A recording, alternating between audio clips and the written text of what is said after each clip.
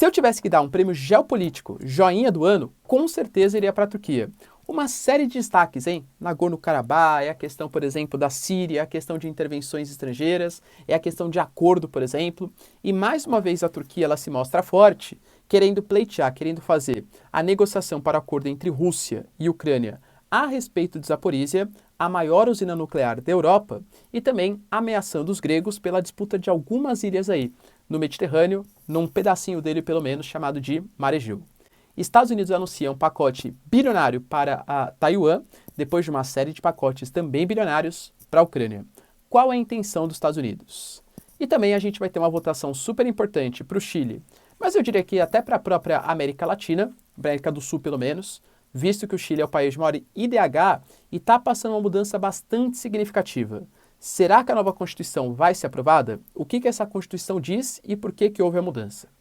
Se vocês querem entender um pouco mais sobre esses assuntos, e muito mais também sobre geografia, geopolítica, atualidades, política, polêmicas, enfim, tudo para você se manter sempre bem atualizado, já se inscreve no canal, deixa seu like, compartilha esse vídeo, que eu, professor Ricardo, conto muito com a sua ajuda. Belezinha?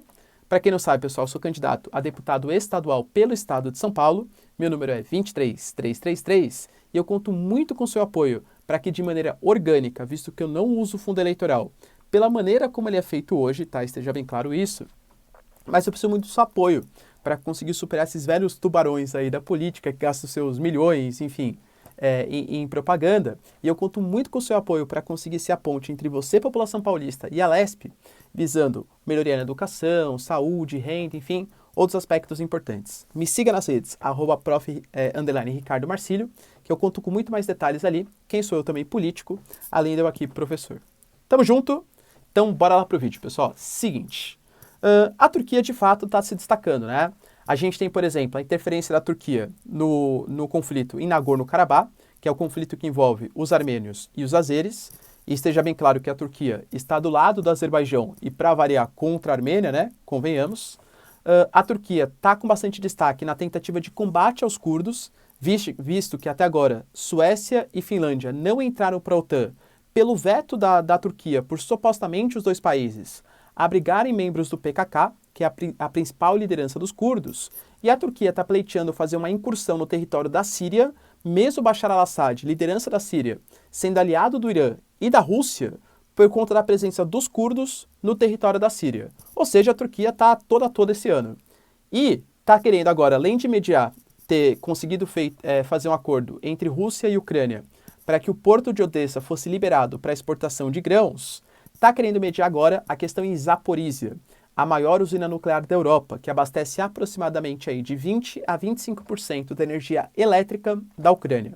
Foi dominada pelos russos desde o começo da intervenção, desde o começo da guerra, e os russos querem aquilo basicamente para criar uma linha de conexão elétrica que conecte de Donbás até a regiãozinha de Kherson, a região da Crimeia, inclusive passando por Mariupol, que é um porto super importante, tá?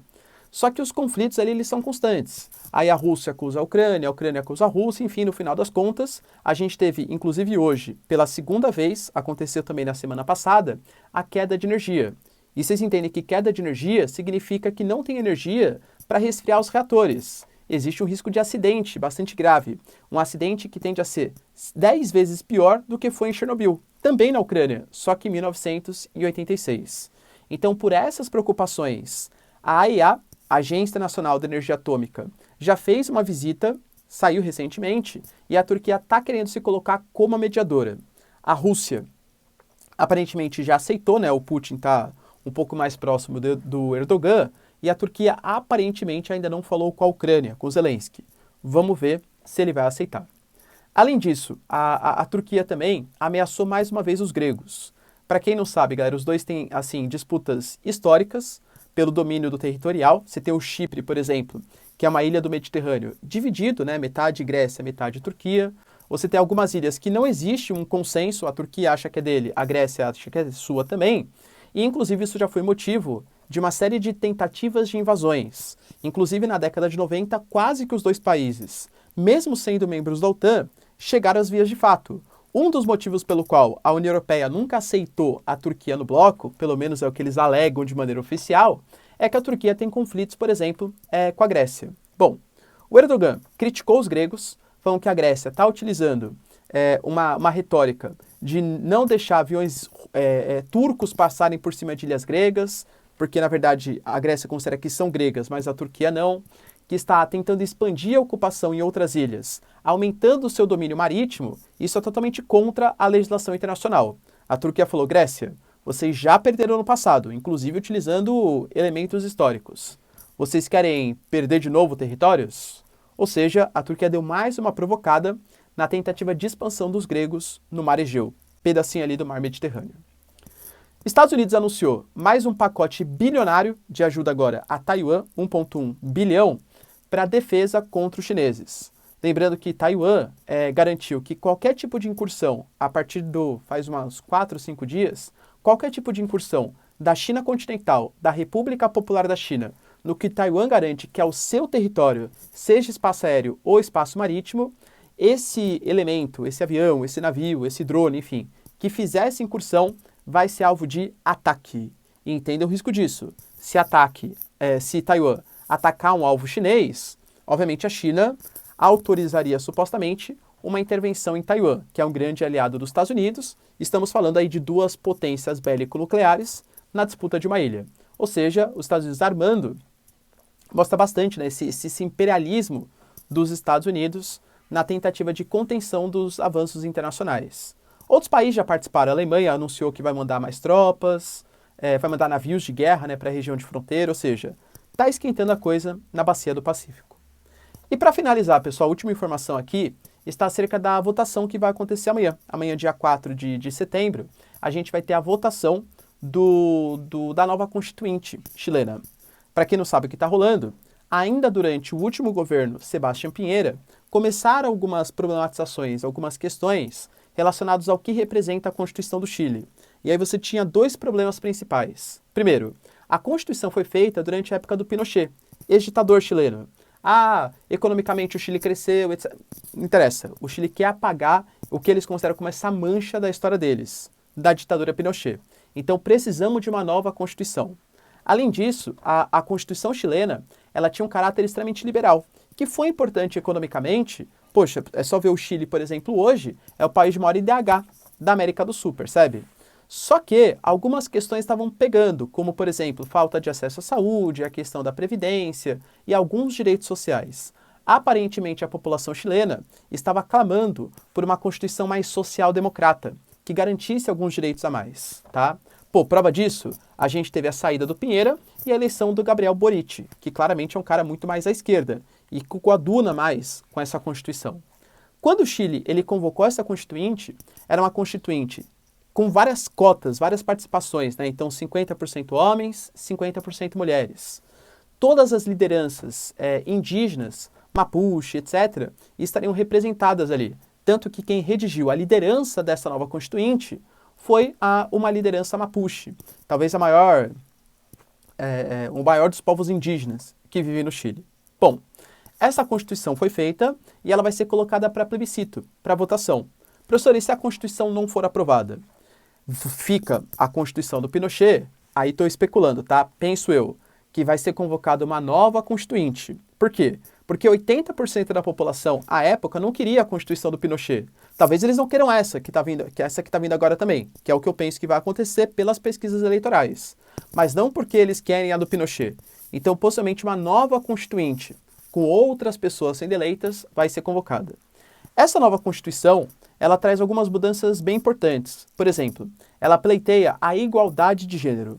Então, todos os órgãos do governo, eles vão ter que ter 50% de homens, 50% de mulheres. A gente tem a questão do Estado plurinacional.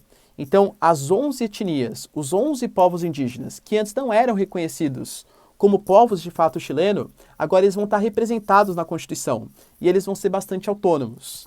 Eles têm que respeitar, claro, a Constituição Federal chilena, mas eles podem ter certa autonomia, relativa autonomia, visto que eles não são iguaizinhos à população chilena, né, a grande parcela, a grande maioria, pelo menos. Então, eles vão ter autonomia para definir, para criar e votar suas próprias leis, desde que, claro, não vá contra uma lei federal e que nem isso incite algum tipo de separatismo. Outra questão importante está relacionado ao direito ao, não posso falar no YouTube, tananã, bo, tananã, tananã, to, né? Deu para entender o que eu tô falando aqui. Não posso falar no YouTube essa palavra, senão é corte na hora, desmonetização na hora. Não está claro como que vai ser essa mudança, mas o texto ele garante que agora o Estado tem que deixar a mulher garantir.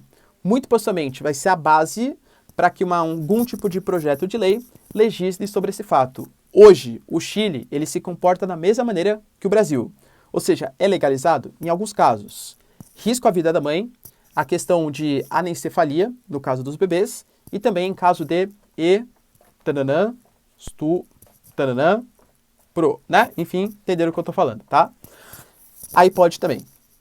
Outra mudança está ligado ao fim do Senado. O Chile não vai mais ter Senado agora, aquela instituição federal. Eles vão substituir por várias câmaras espalhadas pelo país para, segundo eles, representar mais a população de cada local.